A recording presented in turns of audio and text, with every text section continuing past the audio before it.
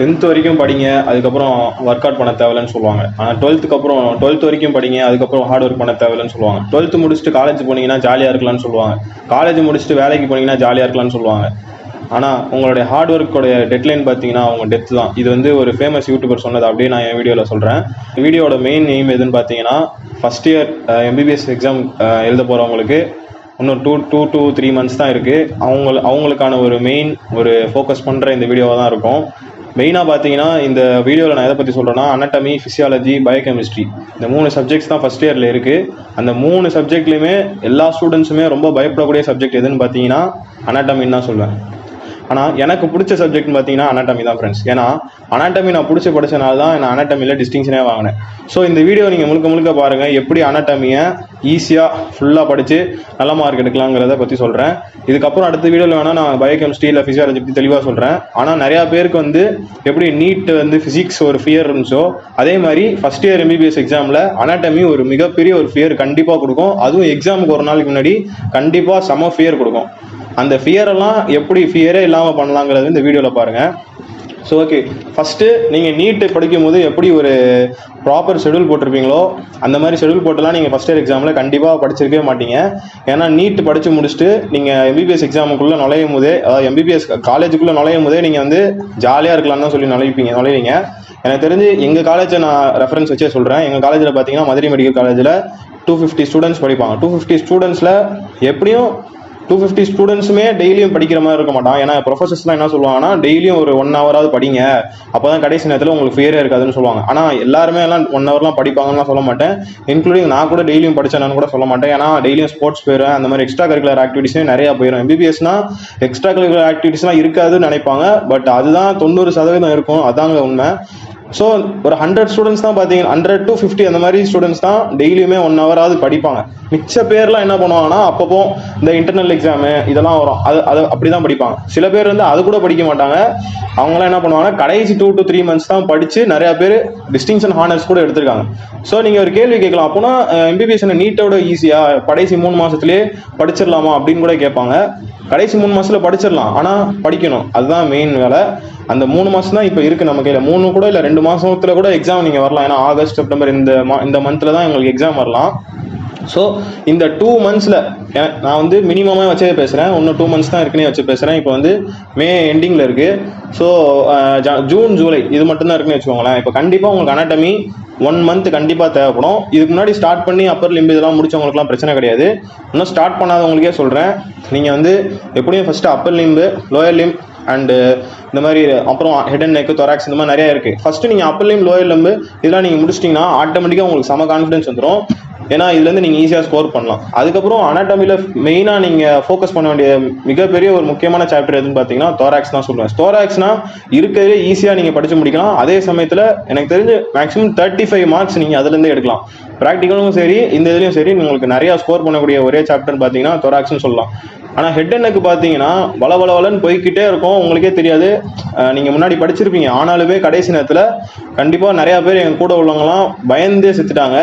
எக்ஸாமுக்கு ஒரு நாளைக்கு முன்னாடிலாம் செகண்ட் MBBS, அதாவது அனாட்டமி செகண்ட் பேப்பர்லாம் ஒரு நாள்லாம் நைட்டு ஃபுல்லாக தூங்காமலே நிறையா பேர் இருந்திருக்காங்க. அந்த அளவுக்கு ஒரு ஃபியர் கொடுக்கக்கூடிய ஒரு சாப்டர் தான் ஹெட் அண்ட் நெக்குன்னு சொல்லலாம். ஸோ அனாட்டமின்னு பார்த்தீங்கன்னா கண்டிப்பாக நிறையா பயம் கொடுக்கும். ஃபிசியாலஜி, பயோகெமிஸ்ட்ரியோட அனாட்டமி தான் ரொம்ப பயம் கொடுக்கக்கூடிய சப்ஜெக்ட். ஆனால் அதுலேயே நிறையா பேர் ஸ்கோர் பண்ணுவாங்க. சரி, அப்போனா இப்போ என்ன பண்ணுறதுன்னு பார்த்தீங்கன்னா, ஃபஸ்ட்டு இப்போ 2 months இருக்குது. ஈஸியாக உங்களுக்கு நான் வந்து ஒரு ஷெடியூல் மாதிரி சொல்கிறேன். ஆனால் இதே ஃபாலோ பண்ணணும்னு அவசியம் கிடையாது. நிறையா பேர் எப்படி வேணால் ஷெடியூல் பண்ணிக்கலாம். ஃபஸ்ட்டு அனாட்டமிக்கு 1 month எடுத்துக்கோங்க. எடுத்துக்கிட்டு நல்லா ரிவைஸ், நல்லா தரவாகவே படிச்சிருங்க. லைன் பை லைன் படிக்கிறவங்க லைன் பை லைன் படிங்க. ஆனால் இப்போ ஒன்றுமே படிக்காமல் இருப்பீங்கல்ல, சரி நம்ம பாஸ் ஆனால் போதும், இல்லை டிஸ்டிங்ஷன் எடுத்தால் போதும், டிஸ்டிங்ஷன்னா அந்த ஒரு நல்ல மார்க் எடுத்து பாஸ் பண்ணால் போதும் அப்படிங்கிற நினைக்கிறவங்களுக்கு ப்ரீவியஸ் இயர் கொஸ்டின்ஸ் படிங்க. First previous year questions 3 times 2 times வரைக்கும் ஃபஸ்ட்டு முடிச்சிருங்க. 1 time வந்து கடைசியாக கூட உங்களுக்கு டைம் இருந்தால் கூட படிச்சுக்கலாம். நிறைய பேர் சொல்லுவாங்க லைன் பை லைன் படி, எப்படி வேணால் MCQலாம் மார்க் எடுக்கணும்னு சொல்லுவாங்க. என்னோட ஜென்ரல் அட்வைஸ் என்னன்னு பார்த்தீங்கன்னா, 2 times வரைக்கும் கரெக்டாக படிச்சிருங்க. 1 times கூட நீங்கள் கடைசியாக டைம் இருந்தால் படிச்சுக்கோங்க. 2 times வரைக்கும் எல்லா சாப்டர்லையுமே 2 times வரைக்கும் படிச்சிருங்க. அதுலேருந்து கண்டிப்பாக இதை படிச்சிங்கன்னா பாஸ் ஆகிடலாம். அனாட்டமியில் என்ன அடித்து சொல்லுவேன், நான் கேரண்டியாக சொல்லுவேன். இந்த மாதிரி எல்லா சாப்டர்லையுமே அனாட்டமியில் முடிச்சிருங்க. 1 month முடிச்சிட்டிங்களா, அப்புறம் கடைசி 1 month பார்த்தீங்கன்னா நீங்கள் வந்து ஃபிசியாலஜிக்கு ஒரு 15 டேஸ் எடுத்துக்கோங்க, கண்டிப்பாக முடிச்சிடலாம் 15 டேஸ்.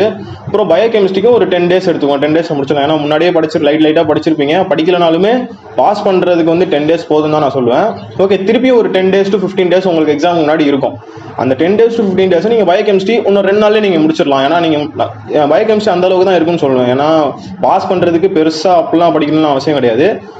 அந்த ஒரு 2 டேஸில் திருப்பி ரிவைஸ் பண்ணிடலாம். அதே மாதிரி ஃபிசியாலஜியும் நீங்கள் திருப்பி எடுத்து ரிவைஸ் பண்ணிடலாம். திருப்பி அனாட்டமி வந்து இப்போ வந்து அனாட்டமி ஃபர்ஸ்ட் பேப்பர் இருக்குது. ஃபர்ஸ்ட் பேப்பர் எக்ஸாமுக்கு முன்னாடி உங்களுக்கு 5 நாள் கையில் இருக்குன்னா நீங்கள் என்ன பண்ணுங்க, ஃபஸ்ட்டு செகண்ட் பேப்பர் முடிங்க. செகண்ட் பேப்பர் முடிச்சுட்டு திருப்பி ஃபர்ஸ்ட் பேப்பர் முடிச்சிங்கன்னா ஃபர்ஸ்ட் பேப்பர் முடிச்சுட்டு நீங்கள் ஸ்ட்ரைட்டாக எக்ஸாம் எழுத போகும்போது உங்களுக்கு ஈஸியாக இருக்கும். அப்புறம் அடுத்த நாளே உங்களுக்கு வந்து அனாட்டமி செகண்ட் பேப்பர் வைப்பாங்க. அப்போ செகண்ட் பேப்பர் வைக்கும்போது நீங்கள் முன்னாடியே நீங்கள் ஏற்கனவே ஒரு வாட்டி படிச்சிருந்தீங்கன்னா செகண்ட் பேப்பர் வந்து சும்மா வாசிச்சுட்டு போனாலே உங்களுக்கு ஈஸியாக எழுதுற மாதிரி இருக்கும். ஆனால் நான் இங்கே தான் ஒரு ட்விஸ்ட் வச்சேன். எனக்கு என்ன ஈஸியாக இருந்துச்சுன்னா, ஒரு 5 டேஸ் 6 டேஸ் இருக்கும்போது என்ன பண்ணேன்னா, நிறைய பேர் சீனியர்ஸ்லாம் என்ன சொன்னாங்கன்னா, சீனியர் சொல்கிறது தாங்க ஃப்ரெண்ட்ஸ் இந்த கடைசி நேரத்தில் ரொம்ப ஹெல்ப்ஃபுல்லாக இருக்கும். அவங்க ஹெல்ப் இல்லாமல் யாருமே ஈஸியாக எக்ஸாம் எழுத முடியாது. எனக்கும் அதே சுச்சுவேஷன் தான் இருந்துச்சு. சீனியர் சொல்கிறத நான் கரெக்டாக 90% ஃபாலோ பண்ணேன். கடைசி ஒரு 6 டேஸ் to 5 டேஸ் அந்த மாதிரி ஒரு 6 டேஸ் இருக்குன்னு வச்சுக்கோங்களேன். எல்லாருமே வந்து என்ன சொல்லுவாங்கன்னா, ஒரு ஃபஸ்ட்டு அனாட்டமி செகண்ட் பேப்பர் முடிச்சிரு, செகண்ட் டைம் முடிச்சிரு, அதுக்கப்புறம் ஃபஸ்ட்டு 3 டேஸில் அது முடிச்சிரு, அப்புறம் அடுத்த 3 டேஸில் ஃபஸ்ட் பேப்பர் முடிச்சுட்டு டேரெக்டாக எழுது அப்படின்னு சொல்லுவாங்க. எனக்கு வந்து அதனால அது மாதிரி நிறைய பேருக்கு அதான் ஈஸியாக இருக்கும். நான் வந்து எப்பவுமே எல்லாருமே வந்து ஒரு ப்ராசஸ் சொல்லும் போது அந்த ப்ராசஸ் ஃபாலோ பண்ணால் கண்டிப்பாக அதில் வந்து நல்ல மார்க் எடுக்கலாம், நல்லா அச்சீவ் பண்ணலாம். ஆனால் அதை விட ஒரு ஸ்டெப் எக்ஸ்ட்ரா வச்சோன்னா கண்டிப்பாக அதை விட நல்ல மார்க் எடுக்கலாம். அந்த ஸ்ட்ராட்டஜி தான் நான் கண்டிப்பாக ஃபாலோ பண்ணேன். என்ன பண்ணேன்னா, கடைசி 6 டேஸ் இல்லை 7 டேஸ் இருக்கும்போது நான் என்ன பண்ணேன்னா, ஃபர்ஸ்ட் அனாட்டமி ஃபர்ஸ்ட் பேப்பரே எடுத்துட்டேன். எல்லாருமே செகண்ட் பேப்பர் எடுக்கும்போது நான் ஃபர்ஸ்ட் பேப்பர் எடுத்தேன். ஃபர்ஸ்ட் பேப்பர் எடுத்துட்டு முடிச்சிட்டேன். 2 டேஸில் 1 டேஸில் அந்த மாதிரி முடிச்சிட்டேன். 2 டேஸில் முடிச்சிட்டேன். திருப்பி எனக்கு 4 டேஸ் இருக்கும்போது நான் என்ன பண்ணேன், திருப்பி 2 டேஸ்லேயே அனாட்டமி செகண்ட் பேப்பர் படித்தேன். செகண்ட் பேப்பர் முடிச்சிட்டேன் 2 டேஸில். திருப்பி 2 டேஸில் அனாட்டமி ஃபர்ஸ்ட் பேப்பர் படித்தேன். படிக்கும்போது எனக்கு செம்ம ஈஸியாக இருந்துச்சு. ஃபர்ஸ்ட் பேப்பர் செம்மையாக எழுதிட்டு வந்தேன். 75 அந்த மாதிரி மார்க் வந்துச்சு எனக்கு. அதுக்கப்புறம் செகண்ட் பேப்பர் அனாட்டமி அப்பவும் நான் செகண்ட் பேப்பர் ஏற்கனவே படிச்சிட்டேன்னா திருப்பி அதே மாதிரி ஈஸியாக படித்தேன். ஆனாலும் உண்மையை சொல்லுவேன், அனாட்டமி செகண்ட் பேப்பருக்கு நான் தூங்கவே இல்லை ஃப்ரெண்ட்ஸ். நைட்டு ஃபுல்லாக தூங்கவே இல்லை. அந்த அளவுக்கு எனக்கு ஒரு ஃபியர் கொடுத்துச்சுன்னே சொல்லுவேன். நல்ல மார்க் எடுத்தாலுமே படிக்கும் போது எனக்கு ஒரு ஃபியர் கொடுத்துச்சு. ஏன்னா நான் அந்த அளவுக்கு எல்லாரும் மாதிரியுமே டெய்லியும் படித்தேன் அப்படின்னு சொல்ல முடியாது. ஆனால் எனக்கு என்ன ஒரு ஹெல்ப் பண்ணுச்சுன்னா, டிசெக்ஷனில் கரெக்டாக கவனித்தேன். அதனால எனக்கு வந்து ஹெட் அண்ட் நெக்கில் செம தரவாக இருந்தேன். ஹெட் அண்ட் நெக் வந்து அந்த டைமில் சரியாக படிக்காதவங்க கண்டிப்பாக ஒரு பயம் கண்டிப்பாக இருக்கும். இதெல்லாம் ஏன் இப்படி சொல்லி பயன்படுத்துறேன்னா, இந்த டைமை நீங்கள் யூஸ் பண்ணிக்கோங்க. இன்னும் 1 மந்த் இருக்குது உங்களுக்கு இந்த அனாட்டமி முடிக்கிறதுக்கு. இந்த டைமில் நீங்கள் அனாட்டமியை நல்லா முடிச்சிருங்க. மெயினாக ஹெட் அண்ட் நெக்கு நல்லா படிச்சிருங்க. கடைசி நேரத்தில் அதுதான் உங்களுக்கு வந்து பயம் காட்டும். ஸோ அனாட்டமி நீங்கள் இந்த மாதிரி படிச்சிங்கனாலே கண்டிப்பாக நல்ல மார்க் எடுக்கலாம். ஃபிசியாலஜி ஒன்றும் சொல்கிறதுக்கு இல்லைங்க. நீங்கள் வந்து என்சிஆர்டி படிச்சிருப்பீங்க. என்சிஆர்டியே இன்னும் கொஞ்சம் டீட்டெயில்டாக ஒரு வேஸ்ட்டாக கொடுத்தது தான் ஃபர்ஸ்ட் இயர் எம்பிபிஎஸ்ன்னு சொல்லுவேன். பயோகெமிஸ்ட்ரி அதே மாதிரி கிளினிக்கலாக நிறையா கொடுத்துருப்பாங்க, வேல்யூஸ் இந்த மாதிரி கொடுத்துருப்பாங்க. உங்களுக்கு வந்து எனக்கு தெரிஞ்சு பாஸ் ஆகிறதுக்கு ஒரு 10 டேஸ் போதும்னு சொல்லுவேன். இன்னும் கொஞ்சம் நல்ல மார்க் எடுக்கணும்னா இன்னும் கொஞ்சம் 5 டேஸ் எக்ஸ்ட்ரா எடுத்து படிச்சிங்கன்னா பயோகெமிஸ்ட்ரி கிளியர் பண்ணிடலாம். சரி, ஓகே ஃப்ரெண்ட்ஸ், இந்த மாதிரி எம்பிபிஎஸ்க்கான அடுத்தடுத்த வீடியோஸ் வேணும்னா கமெண்ட்டில் கேளுங்க. ஃபர்ஸ்ட் இயர் எம்பிபிஎஸ் எக்ஸாம் எழுத போகிறவங்களுக்கு ஆல் தி பெஸ்ட் சொல்லுவேன். ஓகே ஃப்ரெண்ட்ஸ், பாய்.